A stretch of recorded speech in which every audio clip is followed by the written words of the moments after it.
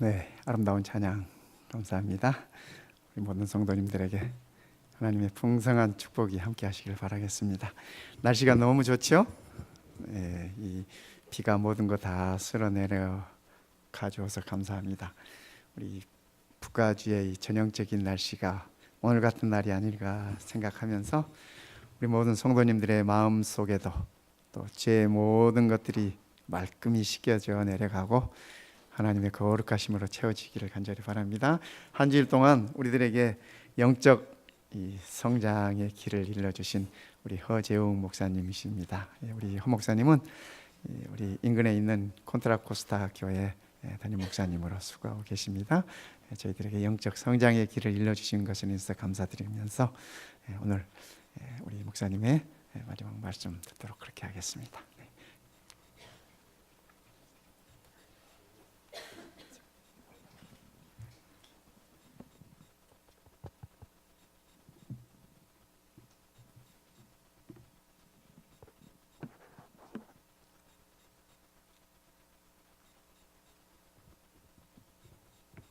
네, 성도 여러분, 참 좋은 안식일입니다. 안녕하십니까? 지난 며칠 동안 함께 이렇게 말씀을 나누면서 참 저도 많이 은혜를 받고 또 좋은 시간이었습니다. 저에게 먼저 좋은 시간을 가질 수 있도록 하나님께서 먼저 또 움직이신 것 같고, 또 우리 임정 목사님께서 또 초대해 주시고, 또 여러 장로님들 지도자분들께서 또 이렇게 초대해 주셔서 너무나 감사합니다. 늘 저기 윗동네 플레전 힐에 살면서 여기 마운트 뷰교회는 어떤 곳인가 궁금했는데요, 이번에 이렇게 초대해 주심으로 교우님들도 뵙고 또 건물도 보고 오늘 아침에 또 EM에서 예배도 드리고 참 좋은 시간을 갖고 있습니다. 감사합니다. 오늘은 어떻게 하면 저희가 하나님의 뜻을 이룰 수 있을지에 대해서 저희가 묵상을 해보겠는데요, 한때 저는 어떻게 내가 하나님의 뜻을 알고 따를 것인가를 가지고 한참 고민을 했습니다.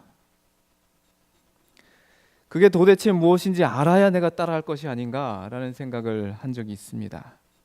저뿐만이 아니라 우리 많은 분들이 그 하나님의 뜻을 찾고 싶어 합니다. 그래서 때때로는 자신의 마음도 살피고 또 성경을 살피기도 합니다. 그리고 하나님께서 구체적으로 나한테 너는 이쪽 길로 가라, 예를 들면 너는 교사가 되어라, 너는 의사가 되어라, 이런 식으로 알려주면 좋겠다라는 생각을 할 수도 있습니다. 그러나 과연 하나님께서 그렇게 우리에게 나타나시고 말씀을 해주시는지, 도대체 하나님의 뜻을 행한다는 것은 어떤 것인지를 오늘 한 시간을 통해서 우리가 묵상해보고자 합니다. 제가 오늘 성경의 많은 인물 가운데 한 인물을 뽑았는데요, 그 인물이 바로 아까 우리 성경 구절을 낭독해 드렸기 때문에 아실지 모르겠지만 이분은 신약에 나오는 인물인데 난센스로도 참 많이 나오는 인물입니다. 그 퀴즈가 어떻게 나오냐면요, 성경에서 딸을 가장 많이 낳았던 인물은 이렇게 하면 누굽니까? 막달라 마리아죠. 네. 아직까지 이해가 안 되시면 모르겠으니까. 또 문제가 여러 개가 나와요.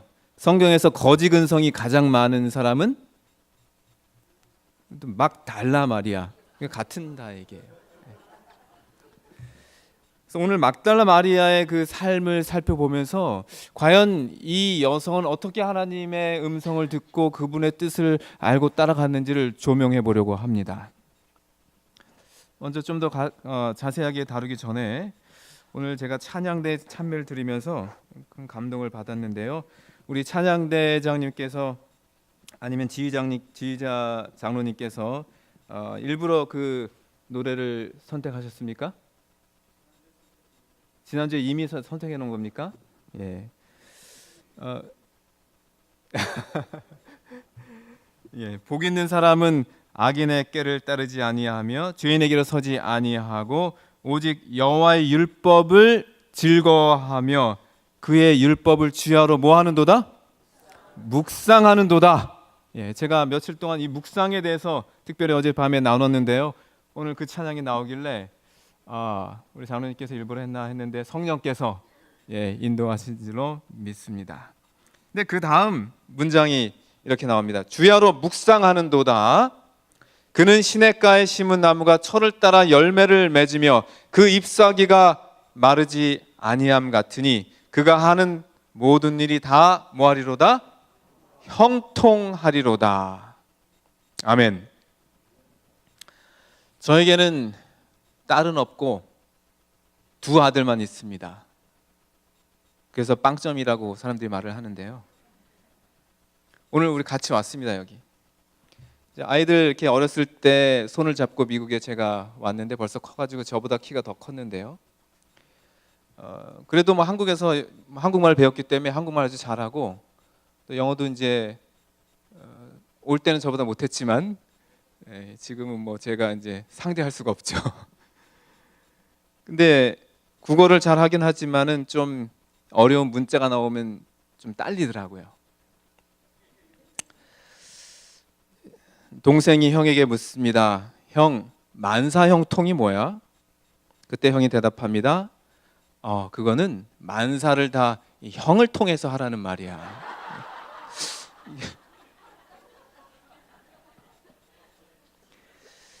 근데 분명히 성경에서는 뭐예요? 그의 율법을 주야로 묵상하는 자. 그 묵상하는 자가 뭐예요? 나중에 보면은 시냇물이 다 마르고 해도 그는 모든 일이 다 뭐하리로다? 형통하리로다 라고 했는데, 아니 형이 하는 대로 다 따라하면 형통하나요? 제가 가만 생각해 보니까 그 말도 틀리지가 않더라고요. 로마서에 보니까 모든 인류의 맏형 되시는 분이 누구예요? 예수 그리스도가 우리의 맏형이시더라고요. 그 말이 틀린 게 아니었어요. 여러분, 우리의 맏형 되시는 예수 그리스도만 따라가면서 바라보면 만사 형통합니다. 아멘. 이제 다시 막달라 마리아 살펴볼 텐데요. 예수님께서 돌아가시기 전에 몸에 기름을 바른 사람이 누구예요? 막달라 마리아죠. 돌아가신 후에 바른 사람은 요셉입니다. 예수님께서 돌아가시기 전에 이 막달라 마리아가 정말 비싼 향유 한 옥합을 준비해서 예수님의 머리와 발에 부었지 않습니까? 여러분 그 사건 너무나 잘 아시죠? 이 이야기는 요한복음 12장에 나와 있습니다. 요한복음 12장 3절부터 해가 쭉 나오게 되는데요. 그 향유의 가격이 얼마였습니까?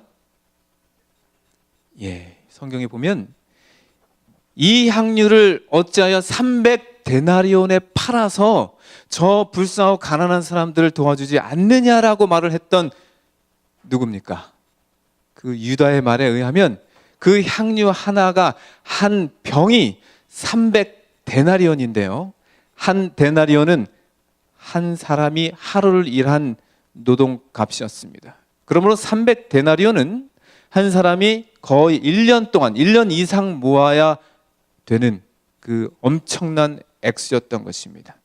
만약에 이것을 오늘날로 환산을 한다면 300데나리온은 연봉으로 치면 얼마나 될까요?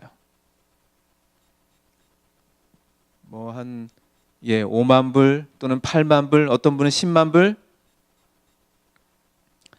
여러분 만약에 여기도 지금 아름다운 정말 꽃이 이렇게 준비되어 있는데 어떤 한 집사님 또는 장로님께서 이 성전을 위해서 8만 불 가량의 뭐 꽃이라든지 어떤 물건을 해놓으면 여러분 마음속에 어떤 마음이 들겠습니까? 아니 저거 8만 불짜리를 저렇게 해놓지 말고 저거를 교회에다 그냥 현금으로 하면 우리가 뭣도 하고 저것도 하고 참 좋을 텐데 왜 저렇게 했나라는 마음 드시겠어요? 안 드시겠어요? 아니, 솔직하게. 그러면 누구랑 마음이 같아지는 겁니까 지금? 여러분, 저희가 하나님을 위해서, 주님을 위해서 할 때 하나님께서는 이 자원하는 심령을 하는 것을 받으시는데요. 사람들이 참 아이들도 보면은 뭐 선물을 해줘도 별로 기뻐하지 않고 그 캐시를 좋아하더라고요. 애들이 캐시를.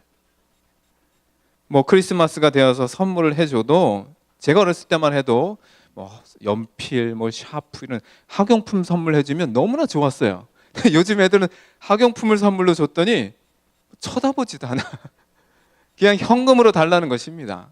이제 풍족하다 보니까 그런 것들은 자기가 원하는 걸 살 수 있는 그 캐시가 좋다는 거예요. 근데 아이들뿐만 아니라 어르신분들도 마찬가지더라고요. 가장 좋은 게 뭐냐? 캐시라고 합니다. 어른분들도. 그러니까 당연히 이런 세상에서 누가 여기다가 5만 불짜리를 이렇게 헌신하게 되면 다른 생각이 충분히 들 수가 있는 것이면 저는 충분히 이해를 합니다. 그런데 이 본문을 잘 보면 예수께서 아시고 그들에게 이르시되 너희가 어찌하여 이 여자를 괴롭게 하느냐. 여러분, 어제 저희가 배운 대로 단어 하나하나 깊이 묵상해 보십시오. 딱 적절한 타이밍에 예수님께서 딱 개입하십니다. 예수께서. 그 다음 단어가 뭐예요? 아시고. 여러분, 예수님은 다 아십니다. 유다가 이 말을 왜 했는지 설명 안 해도 다 아십니다. 또 그 말을 듣고 마음에 큰 상심을 입었을 막달라 마리아의 마음을 다 아시고, 그 뜻이에요. 다 아시고 한마디 딱 하시는 것이죠. 이렇게 시적절하게 딱 한마디를 할 수 있는 그 예수님, 그분께서는 우리의 마음을 다 아십니다. 그리고 우리에게도 똑같은 상황이 일어났을 때 그분께서 우리에게 성령으로 중요한 말씀을 해주실 줄로 믿습니다. 예수께서 아시고 너희가 어찌하여 이 여자를 괴롭게 하느냐? 저가 내게 좋은 일을 하였느니라. 예수님께서 나의 마음을 아시고 나와 그 사람과의 관계를 이렇게 잘 아신다면 그 사실 자체가 우리에게 얼마나 큰 위안이 되는지요. 그렇지 않습니까?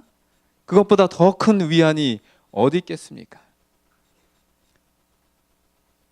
메시아를 찾아온 나다나엘에게 예수님께서 보라, 이 사람은 속에 간사한 것이 없느니라. 아니, 어떻게 나를 아십니까? 내가 무화과나무 아래 있었을 때 내가 너를 보았노라. 사실 나다나엘은 혼자 있었습니다. 혼자 명상하고 기도하고 있었습니다. 그러나 예수님께서는 분명하게 내가 너를 보았노라. 우리는 일반적으로 보는 것이 믿는 것이다 이렇게 믿고 있습니다. 백문이 불여일견이라는 말도 있죠. 봐야지 믿는다는 것입니다. 그러나 예수님께서는 전혀 다른 말씀을 하십니다. 180도 다른 말씀을 하시는데 보는 것이 믿는 것이 아니라 믿으면 너가 더 큰 일을 보리라 라고 말씀을 하십니다. 여러분, 그렇습니다. 믿으면, 예수님에 의하면 더 큰 일을 본다고 말씀하셨습니다. 우리가 믿음으로 예수님께 나아갈 때 우리가 생각하지 못했던, 상상하지 못했던 엄청난 큰 일들이 우리를 기다리고 우리는 그것을 목도하게 될 줄로 믿습니다. 자, 다시 본문으로 돌아가서요. 이 여자가 내 몸에 향유를 부은 것은 내 장례를 위하여 함이니라. 마태복음 26장 12절입니다. 다시 한번 제가 낭독하겠습니다. 이 여자가 내 몸에 향유를 부은 것은 내 장례를 위하여 함이니라. 여러분, 성경에서 참 이해하기 힘든 본문 중에 하나가 이겁니다. 어떻게 마리아가 향유 옥합을 깨트려서 부은 것이 예수님의 장례, 즉 예수님의 십자가를 있게 했는가라고 하는 것입니다. 다른 말로 하면 마리아의 향유 옥합 사건이 없었다면, 그녀가 그것을 깨뜨려서 바치지 않았다면 예수님의 십자가는 없게 된다는 말이 됩니다. 예수님의 십자가가 없다면 저와 여러분은 아무런 희망이 없는 존재가 되어버리는 것입니다. 그렇지 않습니까? 근데 마태복음 26장 1절부터 쭉 살펴보게 되면 이 구조상 굉장히 중요한 것을 저희가 발견할 수가 있게 되는데요. 26장 2절입니다. 너희가 아는 바와 같이 이틀이 지나면 유월절이라 인자가 십자가에 못 박히기 위하여 팔리리라 하시더라. 여러분, 예수님께서는 본인께서 십자가에 못 박혀 팔릴 것을, 돌아가실 것을 미리 아셨습니까? 모르셨습니까?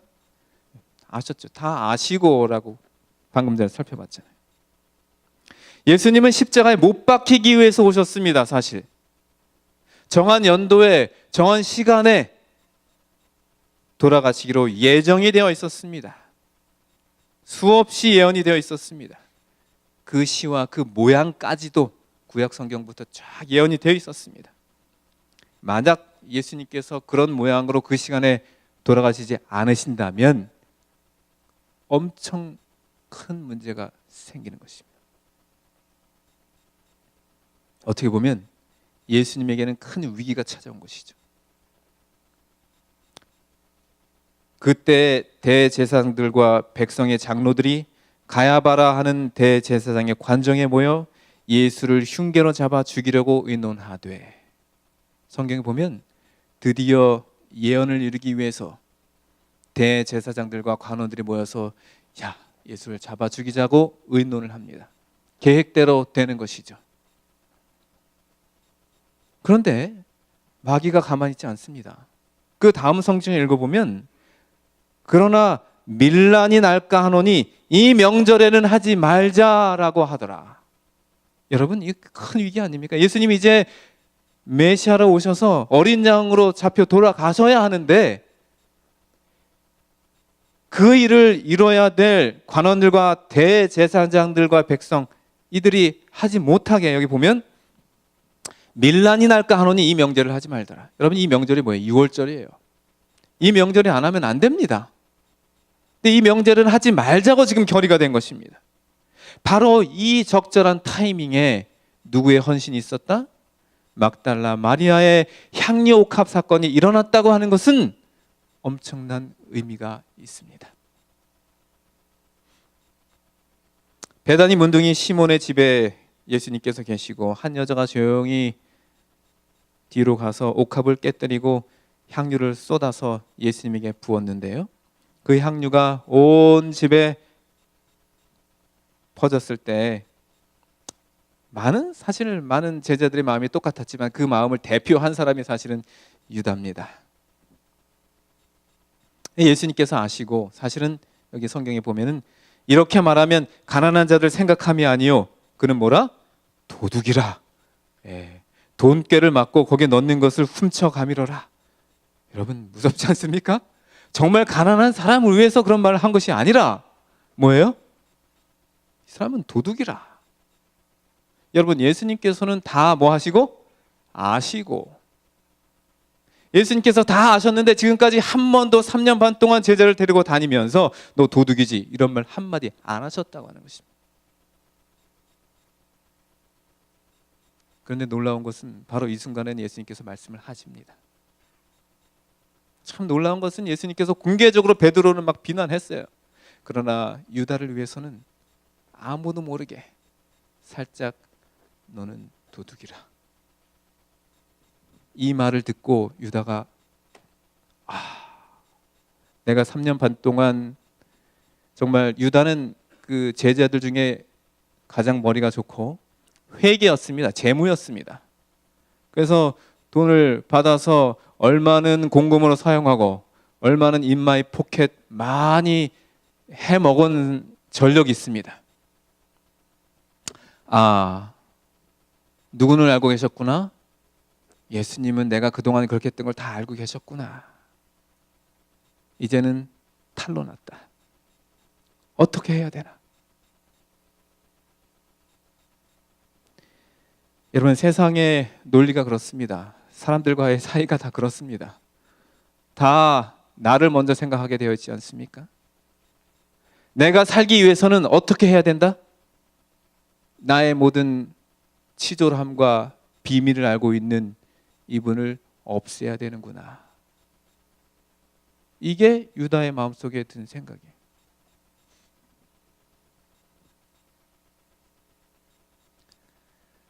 제사장들은 이제 예수를 죽이지 말자고 결의를 했는데 바로 그때 마리아의 향유 옥합 사건이 발생을 합니다. 그것을 통해서 결국에는 유다의 행실이 드러나고 유다는 그것을 막기 위해서, 감추기 위해서 결국 예수님을 팔아넘기기로 결의를 하고 바깥 어두운 데 나가게 되는 것입니다. 여러분, 이런 구조상 마리아의 헌신이 없었다면 예수님 십자가 있었겠습니까? 예수님께서 아시고 그런 말씀을 하신 거예요. 마리아의 향유는 나의 장례를 위함이라.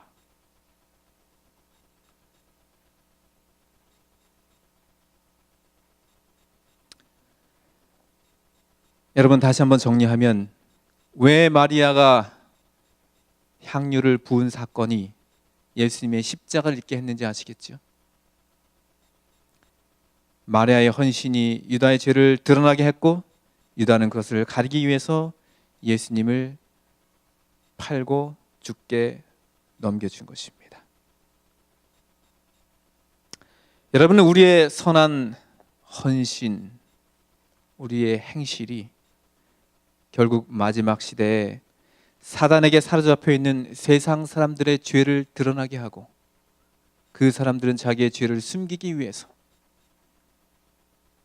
자기의 할 일을 할 때 예수님은 더 빨리 오실 것입니다. 세상에 우리의 선한 헌신과 행실이 드러나게 하고 예수님의 재림이 촉진되는 그 사건은 어떻게 이르러오는 것인가? 마리아는 어떻게 예수님의 십자가를 촉진시키기 위해서 그런 일을 했는가라고 하는 것이 제가 오늘 여러분에게 드리는 질문인 것입니다.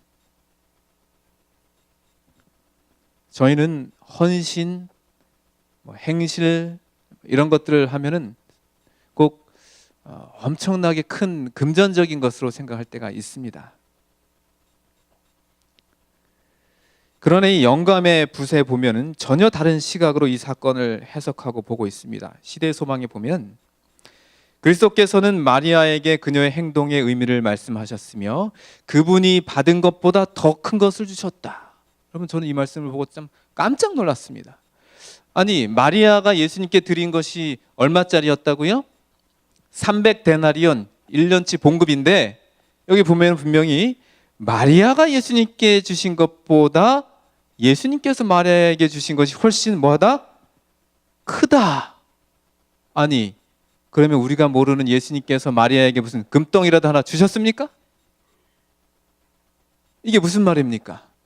뭐가 크다는 거예요? 많은 사람들은 너 왜 이거 300데나리온 팔아서 가난한 사람 주지 않아? 이런 말 할 때 왜 그런 말 했습니까? 아까워서. 너무나 아깝잖아요. 저희도 신앙생활을 하면서 교회에 있던 일을 하고 할 때 좀 아까워서 못할 때가 있어요. 아까워서 못한다는 것입니다.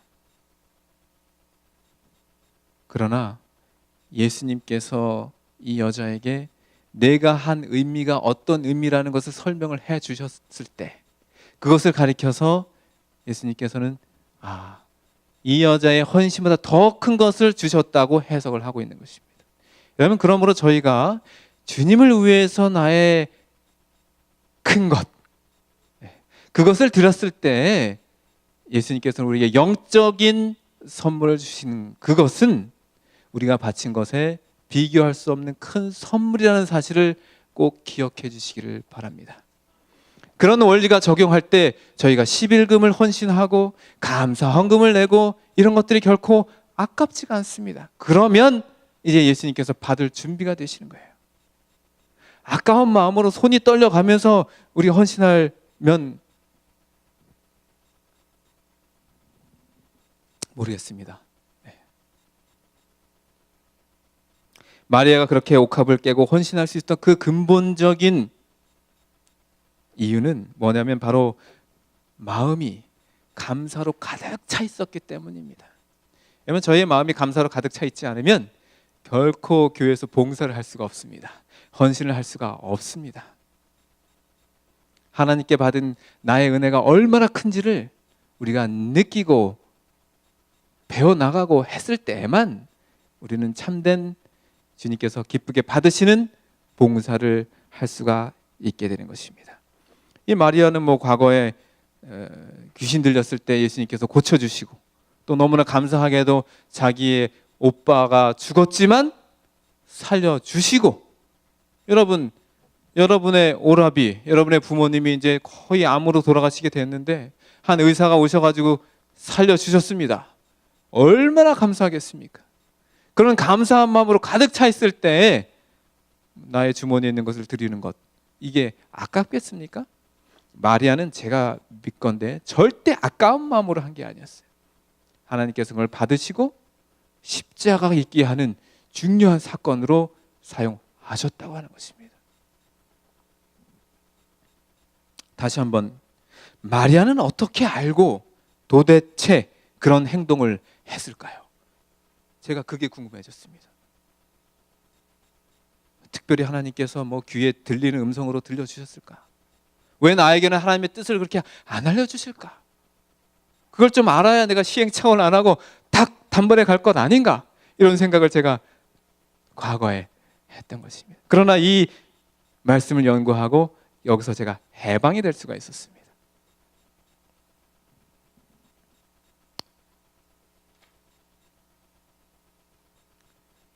제가 그 답을 바로 시대의 소망에서 찾았습니다. 과연 시대의 소망은 영감받은 책입니다. 제가 지금 읽어드릴 테니까 잘 들어보시기 바랍니다. 마리아는 자신의 사랑의 행위의 의미를 충분히 깨닫지 못하였다. 뭐예요? 마리아도 자기가 옥합을 준비하고 깨고 바르는 그 모든 의미를 충분히 깨달았다, 깨닫지 못했다? 깨닫지 못했다. 그녀는 비난자들의 말에 답변할 수가 없었다. 바로 그때 예수님께서 나선 거 아닙니까? 이 여자가 내게 좋은 일을 하였느니라. 그죠? 모든 것을 깨닫지 못하고 자기를 비난하는 사람들의 답변을 할 수도 없었어요. 그런 행동을 할 때조차도 우리 주변에는 뭐가 있다? 우리를 비난하는 자들은 반드시 있다. 그럼 그걸 너무 두려워하면 안 됩니다. 왜 그녀가 예수님에게 기름을 붓기 위하여 그러한 기회를 선택하였는지를 설명할 수 없었다. 성령께서 그녀를 위하여 계획하셨으며 그녀는 성령의 강권하심에 순종하였던 것뿐이다. 바로 이 문장이 제 마음을 가볍게 하고 제 마음에 평화를 이루게 했습니다. 영감은 우리에게 아무런 이유도 알려주지 않으신다. 눈에 보이지 않는 존재가 정신과 마음에 말씀하시고 마음을 움직여서 행동하게 한다. 이것이 이 일 자체의 명분을 세우는 주장이다. 이런 얼마나 확실한 말씀입니까? 우리가 율법을 주야로 묵상하고 하나님의 사랑을 깊이 묵상함으로 우리 마음속에 감동이 일어나고 우리 마음속에 무엇인가 해보고자 하는 마음이 일어날 때 믿음을 가지고 나아간다면 결국 그것은 하나님께서 하신 일이고 성령께서 계획하신 일임을 우리는 알게 될 것입니다. 그것이 혹시 맞는지 틀리는지 모르시겠다면 우리에게는 주어진 성경 말씀이 있습니다. 말씀에 비추어 볼 수가 있고 또 신앙생활을 1년, 2년, 10년 하시면서 내 마음 가운데 내적인 음성이 하나님의 음성인지 사단의 음성인지 아니면 내 자신의 음성인지는 분별할 수가 있습니다. 예수님께서 분명히 말씀하셨죠. 내 양은 내 음성을 듣고 나를 따르느니라. 그 정도는 분별할 수가 있습니다. 사실 오늘 제가 왜 이 자리에서 이런 말씀을 드리고 있는지를 이 교회에 와서 알게 되었습니다. 제가 몇 년 전에 마음속에 이 연구한 것을 이거 사람 앞에 내도 되나 이 망설임이 있었어요. 설마. 근데 그냥 이게 밀고 나갔습니다. 근데 나중에 알았습니다. 여기 와서 오늘 저를 초대해 주신 여러분께서 제가 예전에 우리 교회 지남의 사사기 연구를 시리즈로 낸 적이 있었는데요. 그때 저는 사실 이거 내도 되나 라는 생각이 있었는데 지금 돌이켜 보니까 그때 그런 일이 없었으면 여러분께서 저를 알지도 못하고 또 제가 이 자리에 올 수 있는 기회도 안 되는데 그게 연유가 되어서 또 저를 초대해 주시고 이렇게 왔다라는 것을 제가 들었을 때 나에게 이런 어떤 충동이 있고 주님을 위해서 하고자 하면 너무 망설이면 안 되겠구나, 나가면 되는구나, 이런 것을 제가 깨닫고 느끼게 되었습니다. 그러면서 한 가지 든 생각이 결국에는 방법이 아니고 뭐예요?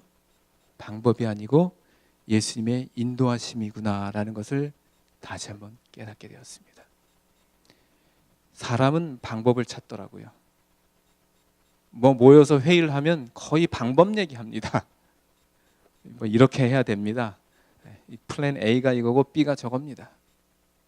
그러나 하나님은 방법을 찾기 전에 사람을 찾습니다. 하나님의 음성을 듣고 따라가는 그 사람을 찾습니다. 믿음 있는 사람을 찾습니다.